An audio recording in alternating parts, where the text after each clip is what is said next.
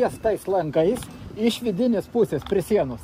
Taigi čia bus, viršuje yra parapetas, taip ir čia parapetas viršuje yra ir greičiausiai ten bus kiaura prieglauda. Lipsim ant viršaus dabar ir išsiaiškinsim, kur yra problema. Kas krenta į akis, kad stogas tikrai neturi ventiliacijos, nes jinai užblokuota su lašinė.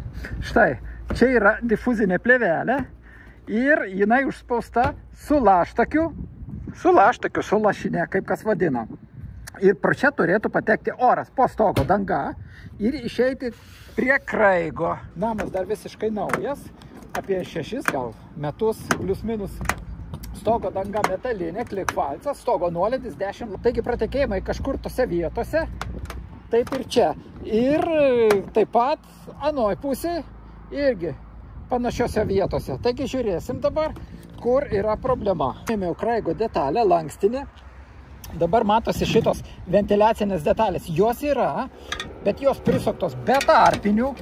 Taigi vanduo užkyla iki tų vietų, kur varžtai ir lenda per varžtus, aplink varžtus per mikroplyšius ir vanduo užkyla net iki krašto skardos. Štai akivaizdžiai matosi vandens žymės. Čia dar nešlapia truputį. Kaip nėra oro padavimo prie latako, kaip žiūrėjau, taip pat nėra oro net ir išėjimo. Štai. Kad ir detalės sumontuotos, per kurias turėtų eiti oras ventiliuotis, džiūti stogo danga iš vidinės pusės. Taigi čia taip pat, štai, yra tas tarpas, per kurį turi išeiti oras. Orą blokuoja skardos detalė. Po stogo danga iš vidinės pusės būna daug kondensato. Vyksta fizikiniai dėsniai, nes šiltas oras susitinka su šaltu oru ir lašai krenta ant difuzinės plėvelės, ant medienos. Ir jeigu nedžiūna, stogo eksploatacija gali sutrumpėti žymiai ir net dvigubai. Dabar kaip ištaisyti šį broką? Šitas skylės nuo varžtų tiesiog paprastai užsukti varžtais ir bus sandaru, kraštą atlenkti be kirpimų tose vietose, kad būtų sandaru. Kaip baseinas, vanduo, kuris su lietumi muš po detale, jis atsimuš ir bortą ir grįš atgal. Dabar kaip atstatyti ventiliaciją?